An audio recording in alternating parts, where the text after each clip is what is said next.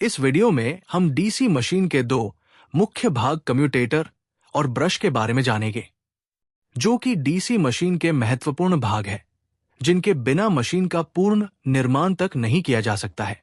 तो चलिए आज हम इन भागों के बारे में जानेंगे कि इनका इंपॉर्टेंस इतना क्यों है और इनका काम क्या है।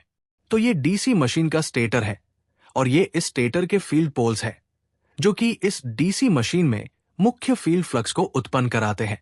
ये फील्ड फ्लक्स हमेशा स्थायी ध्रुवता के होते हैं और इस स्थायी चुंबकीय क्षेत्र को उत्पन्न कराने के लिए इस फील्ड यानी स्टेटर को एक सेपरेट डीसी सोर्स से जोड़ा जाता है।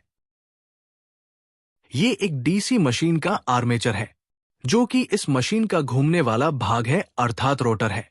तो जब इस रोटर पर आर्मेचर वाइंडिंग स्थापित करी जाती है, तो इस आर्मेचर वाइंडिंग में फैराडे के नियमों के अनुसार ईएमएफ प्रेरित होता है। अब चूंकि हमें भी पता है कि आर्मेचर में बहुत सारी कॉइल्स होती है, जो कि कई स्लोटों में डाली हुई होती है।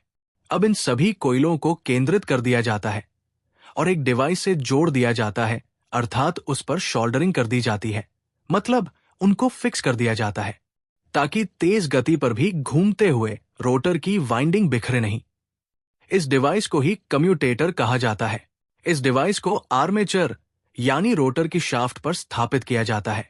इसे शाफ्ट पर अच्छे अचालक जैसे माइका शीट के ऊपर स्थापित किया जाता है, ताकि ये शाफ्ट से अलग रह सके, मतलब आर्मेचर का करंट शाफ्ट में नहीं आ जाए। इसकी आकृति शाफ्ट की परिधि के समान यानी रिंग की आकृति जैसी होती है। जाहिर सी बात है, इसे एक अच्छे चालक धातु से बनाया जाता है, क्योंकि ये आर्मेचर सर्किट के पूरे करंट को सहन करेगा। चूंकि हमें पता है कि आर्मेचर वाइंडिंग में बहुत सारी कोयल होती है, जो अलग अलग स्लॉट्स में बंटी हुई होती है, तो आर्मेचर में कोयलों को पृथक रखने के लिए इस डिवाइस को कई सारे पार्ट में डिवाइड कर दिया जाता है और इन डिवाइड किए गए कम्यूटेटर के भागों के बीच अचालक जैसे माइका भर दिया जाता है, ताकि ये अच्छे से सेपरेट हो सके। कम्यूटेटर को दिक् परिवर्तक या दिशा परिवर्तक भी कहा जाता है। जब मशीन में रोटर की शाफ्ट घूमना प्रारंभ करती है, तो इसके साथ आर्मेचर चालक भी घूमता है और आर्मेचर के साथ कम्यूटेटर भी घूमता है, क्योंकि ये तीनों एक साथ जुड़े हुए हैं। तो इस मशीन में आर्मेचर चालकों का करंट अभी के लिए केवल कम्यूटेटर तक ही पहुंच पाया है, मतलब अभी आर्मेचर बाहर के सर्किट से जुड़ा नहीं है। मतलब अगर इसमें ईएमएफ प्रेरित हो भी रहा है, तब भी हम उसे यूज नहीं कर पा रहे हैं। आप यहां देख सकते हैं कि रोटर और स्टेटर के बीच एयर गैप होता है, यानी कि ये दोनों एक दूसरे से जुड़े हुए नहीं हैं। तो अभी हमें एक ऐसा डिवाइस चाहिए जो घूमते हुए इस आर्मेचर को बाहर के परिपथ से जोड़ सके। तो इस काम के लिए ब्रश का उपयोग किया जाता है, जो कम्यूटेटर से करंट को कलेक्ट करके बाहर भेजते हैं या बाहर की करंट को कम्यूटेटर की ओर भेजते हैं। तो इन दोनों डिवाइस के तालमेल से आर्मेचर में पैदा हुआ ईएमएफ अब आर्मेचर से बाहर आ गया है, यानी कि एक रोटेटिंग सर्किट से एक फिक्स सर्किट में आ गया है।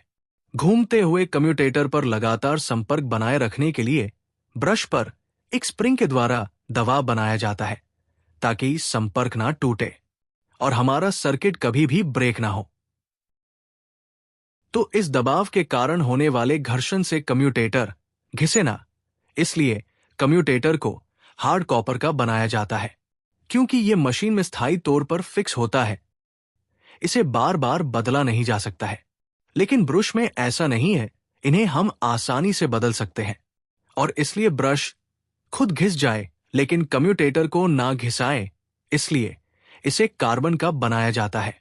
और बड़ी मशीनों में घर्षण कम करने के लिए इसमें ग्रेफाइट की कुछ मात्रा मिलाई जाती है, मतलब ब्रश ग्रेफाइट युक्त कार्बन का बनाया जाता है। ये ब्रश दो परिपथों को जोड़ने का कार्य करते हैं, जैसे एक घूर्णित परिपथ यानी रोटर और एक स्थायी परिपथ यानी स्टेटर या लोड। ब्रश हमेशा मशीन में ब्रश होल्डर द्वारा फिक्स किए जाते हैं, जो कि मशीन की बॉडी पर बोल्ट द्वारा फिक्स होते हैं। ये होल्डर आमतौर पर पीतल के बनाए जाते हैं। इनके उपयोग से ब्रश एक जगह स्थायी हो जाते हैं, इधर उधर खिसकते नहीं हैं। चूंकि कम्यूटेटर और ब्रश के मध्य घर्षण के कारण ब्रश लॉसेस होता है, जिससे कुछ समय बाद ब्रश को बदलना पड़ता है। तो जब ब्रश 2/3 घिस जाता है तब उसे बदल देते हैं। तो इस वीडियो में हमने कम्यूटेटर और ब्रश के स्ट्रक्चर व फंक्शनिंग और इंपॉर्टेंस को भली भांति समझा है। उम्मीद है आपको ये वीडियो अच्छा लगा होगा। धन्यवाद।